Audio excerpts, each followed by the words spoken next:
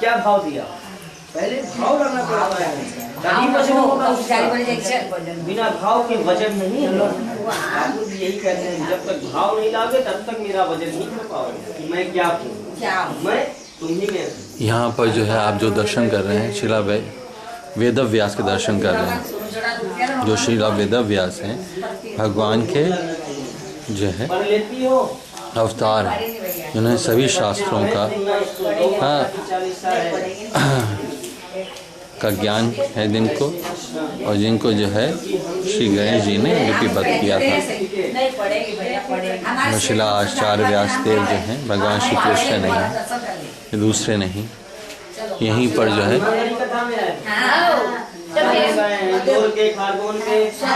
ये व्यास गद्दी, और ये आप जो देख रहे हैं,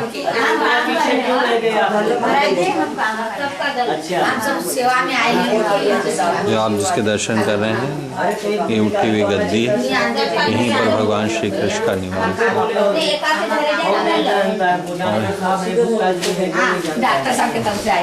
डॉक्टर साहब के घर में गए हैं, और ये देखिए बड़ा भाई कथा करके आया है घर में। जो उनके पुत्र हैं सुखदेव गोस्वामी, ये उनके पुत्र हैं सुखदेव गोस्वामी, जो परम तपस्वी थे। परम तपस्वी होने के साथ परम वैरागी, जैसे ही उनका जन्म हुआ वो उस स्थान को छोड़ दिया। तो जी आप बोलिए तो अच्छा लगेगा, बोलिए तो सब रिकॉर्ड होगा। ये सुखदेव जी महाराज का परम पवित्र विग्रह दर्शन है। इस स्वरूप को हम आप दर्शन करते हैं। ये परम पवित्र भागवत जी का प्रातः और उस तत्व को प्रदान करने वाला स्वरूप है, जिस तत्व को राजा परीक्षित ने प्राप्त करते हुए मोक्ष की प्राप्ति की थी। सबसे प्रथम सुखदेव जी महाराज का विग्रह है, और श्री राजा परीक्षित जन्मेजय जी महाराज का विग्रह दर्शन है। इस पावन स्थान पर भागवत जी का ज्ञान प्राप्त करते हुए सुखदेव जी महाराज ने शुक्रताल की पावन गंगा जी के तट पर विराजमान होकर परीक्षित महाराज को सप्ताह पारायण प्रथम इस पृथ्वी का सुनाकर मोक्ष की प्राप्ति करवाई थी। यह स्थान नैमिषारण्य की व्यास गद्दी पर स्थापित है, जहाँ से वेद व्यास जी महाराज सुखदेव जी महाराज को, सूत जी महाराज को उन समस्त शास्त्रों का सदुपदेश प्रदान करते थे। वो सुखदेव जी महाराज का विग्रह दर्शन हम आप मनुष्य प्राप्त करते हैं। भागवत जी के माध्यम से सुखदेव जी महाराज को प्रणाम करें, दंडवत करें कि ऐसी भक्ति ज्ञान वैराग्य हमको भी प्राप्त हो। ऐसी भगवान सुखदेव जी से प्रार्थना करें। अब यहाँ बताएं तो यहाँ जब तक बोलेंगे नहीं तब तो रिकॉर्ड नहीं होगा। हाँ, यहाँ आ जाए।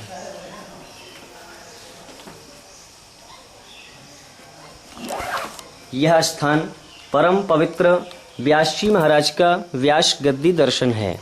इस परम पवित्र पावन भूमि पर महर्षि वेद व्यास जी महाराज ने विराजमान होकर अष्टादश पुराण, गीता, भागवत, महाभारत और सत्यनारायण भगवान की कथा, वेदों का विभाजन करने के पश्चात सूत जी महाराज और सुखदेव जी महाराज को जैमिनी, अंगिरा, पैल, वैशंपायन इत्यादि शिष्यों को उन समस्त शास्त्रों का उपदेश किया। जो स्वरूप ऊंचा सा हम लोग टीला पिरामिड दर्शन करते हैं, पूर्व काल में ये समभूमि थी गद्दी के स्वरूप में। ऋषियों ने विचार किया कि कलयुग में अनेकानेक जीव इस पर बैठेंगे, इस पवित्रता का अपमान होगा। इसलिए वेदों की परंपरा के अंतर्गत इस पावन भूमि को ऊंचा टीला जैसा बना दिया, जिसको वेदों की परंपरा में पिरामिड स्वरूप कहते हैं। यह वो पावन भूमि महर्षि कृष्ण द्वैपायन वेद व्यास जी महाराज की व्यास गद्दी का हम आप लोग दर्शन प्राप्त कर रहे हैं।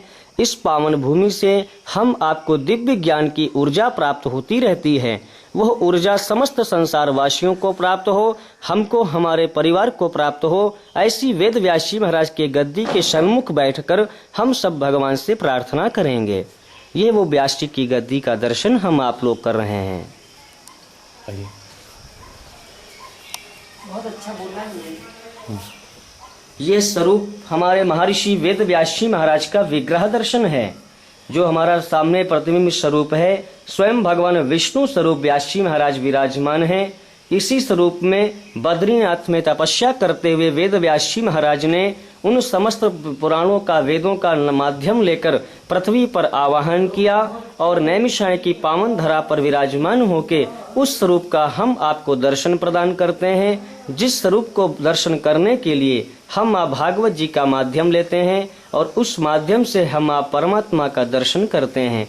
ये वो महर्षि वेद व्यास जी महाराज का स्वरूप विग्रह का हम आप लोग दर्शन करते हैं। सभी लोग वेद व्यास जी महाराज को प्रणाम करें, दंडवत करें, बारंबार ऐसे स्वरूप का दर्शन प्राप्त होता रहे। वेद आइए परिक्रमा के बारे में बताएं। ये व्यास जी के मंदिर की पकड़ ले, एक बार ऐसे उंगली लाई अंदर अंदर। अच्छा, अब आप जो आपको दिखाना बोलना बोलिए। ये वेद व्यास जी महाराज के मंदिर की परिक्रमा है। इस परिक्रमा करने का विशेष ही महत्व रहता है। पूर्व काल में शौनक आदि ऋषियों ने 21 परिक्रमा करने का यहाँ पर विधान बनाया था, ताकि हमारी 21 पीढ़ियां जो होती हैं उनको मोक्ष और तृप्ति प्राप्त होती रहे। इसलिए यह परिक्रमा करते हैं। यह हमारे मंदिर का आरण्य स्वरूप है। इसी के बिल्कुल मध्य में आदि गंगा गोमती जी का भी स्वरूप विराजमान है, जो कि काफी जंगल से ढका हुआ है। यह जंगल स्वरूप आरण्य, जिसको हम नैमिषारण्य कहते हैं, यह वो परम पवित्र क्षेत्र नैमिषारण्य आरण्य के जंगल में यह वेद व्यास जी महाराज का जो आश्रम है वह विद्यमान है। पूर्व काल में इस स्थान को ही अनमिष क्षेत्र भी कहते थे। वह अनमिष क्षेत्र ही ऋषियों के द्वारा व्यास गद्दी आश्रम से निर्माणित किया गया। वह स्थान को हम लोग आज दर्शन करते हैं। यहाँ की परिक्रमा ही हम आपके मन को शुद्ध करती है। ओम नमो भगवते वासुदेवाय, इस द्वादशाक्षर मंत्र का हम जप करते हुए हम इस परिक्रमा को पूर्ण करते हैं। इस परिक्रमा का विधान और परंपराएं काफ़ी महत्वपूर्ण रखती हैं हमारे आपके जीवन में। वो परिक्रमा हम आप पूर्ण करते हैं और व्यास जी महाराज के सन्मुख में आकर हमारी परिक्रमा पूर्ण होती है। यह वो पावन स्वरूप है वेद व्यास जी का। यहाँ से परिक्रमा प्रारंभ और पूर्ण की जाती है।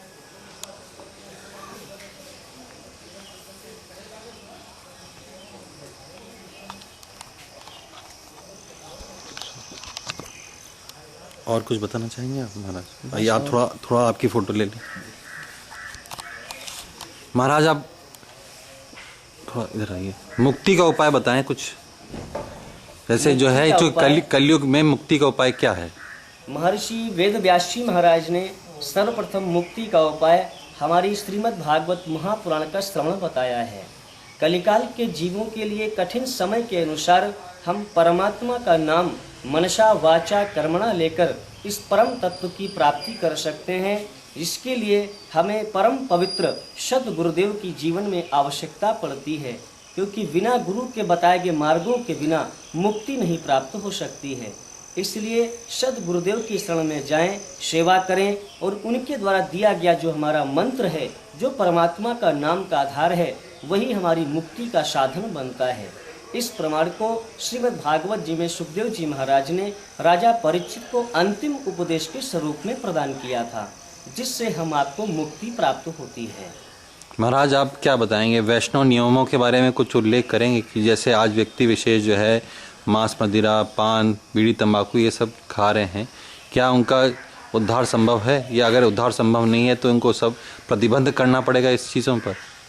ये सांसारिक व्यवस्थाएं हैं। देखिए, कलिकाल में परमात्मा ने समस्त जीवों के कर्मों का फल बताया है हमारी गीता जी के अंतर्गत और गरुड़ पुराण के अंतर्गत। जो मनुष्य जैसा कर्म कर रहे हैं उनको उसी प्रकार का भोग करना पड़ता है।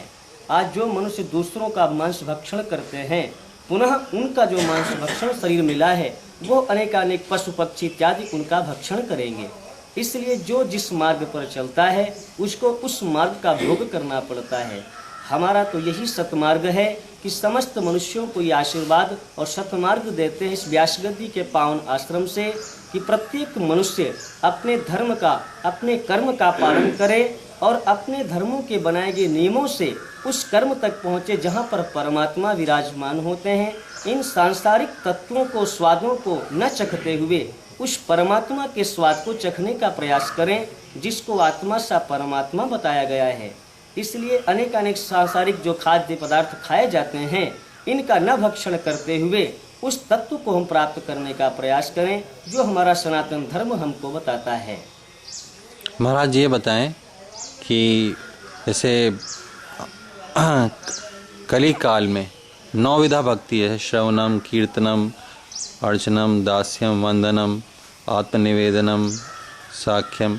इसमें सबसे महत्वपूर्ण जो है कली काल में कौन कौन से अंग हैं 9 विधा भक्ति के? सबसे परम भक्ति तो हमारी भगवान की है, जो मन से उत्पन्न की जाती है, मानसिक भक्ति पूजा, जिसको हम आप कहते हैं मंत्र जप। इस जप की शक्ति से, इस भक्ति से हम उस परमात्मा को अपने हृदय में स्थान देने में सक्षम होते हैं। उस परमात्मा को मन में स्थान देकर उस स्वरूप का दिव्य दर्शन करते हैं। इसलिए इन 9 भक्तियों का भी समावेश होता है हमारे मंत्र की भक्ति में। हम उस मंत्र को जप करते हुए इस अपनी 108 माला की जो हमारी गोमुखी जो मंत्र जप होती है, इसके माध्यम से इन भक्तियों को एक में समाहित करते हुए और उस परमात्मा का हम चिंतन करते रहें जो भक्ति के स्वरूप में विराजमान है। क्योंकि हम आप कलिकाल में हैं, उन नवधा भक्तियों के स्वरूपों का जो वर्णन है बहुत ही विस्तारित है। हम आप सब उन पालनों को कर सकते हैं, नहीं भी कर पाते हैं, परंतु उन सब में समावेश इस हमारी 108 वर्णों में विराजमान है, जिसको हम माला जी कहते हैं। और इस माला की ही भक्ति में हम आप उस परमात्मा का जप करते रहें तो हमें उन सभी भक्तियों का फल प्राप्त होता है। क्योंकि भक्ति ना कोई छोटी होती है ना कोई बड़ी होती है, हम आपका भाव ही उनके लिए छोटा बड़ा बनता है। ये भक्ति से ही हम आपको ज्ञान और वैराग्य की प्राप्ति होती है और तभी भगवान की प्राप्ति होती है। तो भक्ति के विषय में बस हम इतना ही कहना चाहेंगे कि हमारे अंदर जो जागृत हो जाए वही भक्ति बड़ी है। महाराज आपका बहुत बहुत धन्यवाद। आपने जो है अपना कीमती समय निकाला और पितृपक्ष के दिन भी जो है आपने हमें समय दिया। आप जो बात कर रहे थे ये यहाँ के महंत हैं व्यास गद्दी के, और जो है इन्होंने हज़ारों और हज़ारों लोगों का जीवन के आधार की शिला का आधार रखते हैं। जय।